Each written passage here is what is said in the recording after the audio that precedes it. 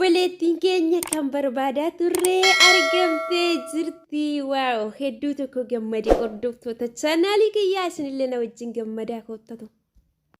Micaayyoon waggaa 13 jechuudha biyya Arabaa keessatti baddee kan turte yeroo darbe jechuudha. Sagalee taanee fi kan turre yeroo ammaa kanatti harka nama keenyaa keessa galtee argamtee akka jirtu dubbatamaa jira jechuudha. Ashama harka fuunee hordoftoonni kennaa jaalalaa akkam jirtu nagaa keessanii an nagaadha rabbiin galannaa ta'u isinis nagaa ta'a lafa jirtanitti isiniin jedha buloota koo har'a jechuudha hedduu tokko gammadee jira. Gammachuun kootis daangaan qabu. Obboleettiin koo obboleessi koo du'a hooluu caala rakkina keessa ba'uu caala wanti nama gammachiisu hin jiru jechuudha.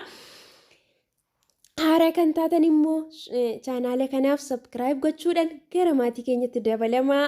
Chaanaaliin kun sagalee keessan isiniin jedha obboloota koo. Obboloonni hedduun illee gaddaa akka turtanii harmeeshi illee ilaaltanii obboleettii keessan illee ilaaltanii boo'aa kan turtanii akkasuma immoo sheer gochuudhaan karaa dandeessanii sagalee taafii kan turtanii Oromoo martin iyyuu jechuudha guddaa galatooma jechuudha kan biyya keessaa kan biyya alaa jirtan jechuudha.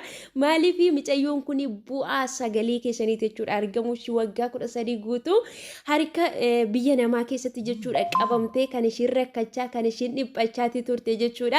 Yeroo gara garaatti doorsifamaa agabuudhaan rukutamaa bishaan dheebuudhaan rukutamaa akkasuma immoo rukuchaa haadha ormaatiin dararama harmeeshii yaadaa ijoollota ishii yaadaa harmeeshii ishii yaadaa harmeeshii dhukkubsachaa kan turte guyyaa har'aa kanatti jechuudha sagalee gammachuu dhageenya jirra. Obboleettiin kuni baateetoo jechuudha harka nama keenyaa keessa galtee jirti. Kuni jechuudha gammachuu guddaadha.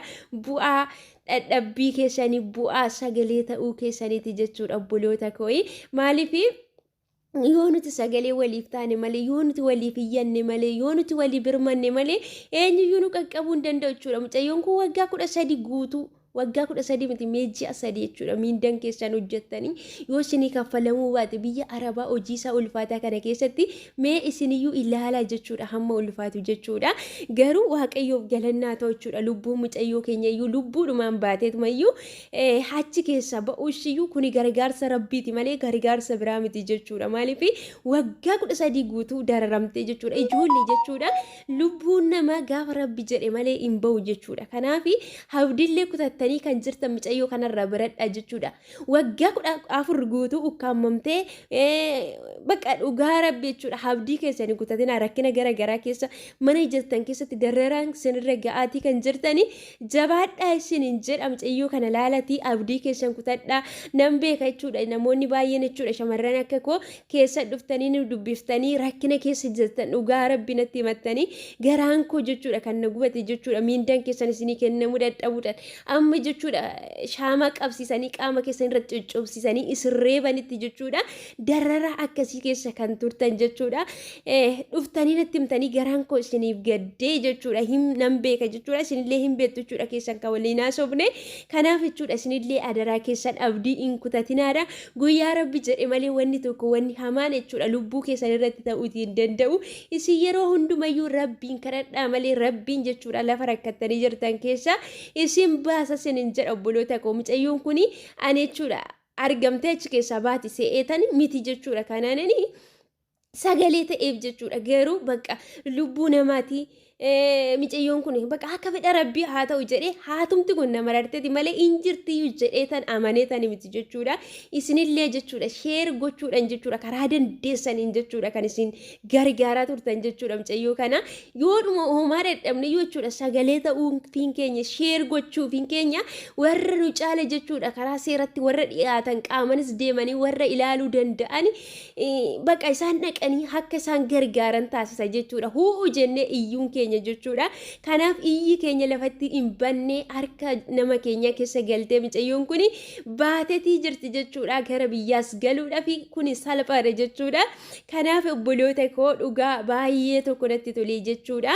Maaliif obboloonni hedduun illee jechuudha sababa micaayoo samoona kana jechuudha duutee yookaan hin duune jiraatte yookaan hin jiraanne reeffi ishiin argamne wantoota akkasii jechuudha. Wantoota taphatamas kana ammamsin akkasiin dhiphattanii teessanii jechuudha na eegaa akkasuma immoo warra jechuudha wanta akkasii sana dabarsu warra sagalee ta'u sana jala teessanii irriba keessan dhabdanii aarsaaf gootanii amma sin dhaggeeffattan karaa hundaaniyyuu jirra jettanii yeroo sin sagalee taatanii fi argaan jira jechuudha. Kanaaf micayyoo kanas baay'een keessanii raafamaa boo'atii turtan jechuudha.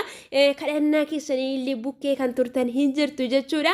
Kanaaf isin biraaf fidee ga'uu barbaade jechuudha. Maaliif akkuma gadda keenya dhufeetoo isinitti hime har'allee gammachuu kanallee dhufee isinitti hime jechuudha obboloota koo.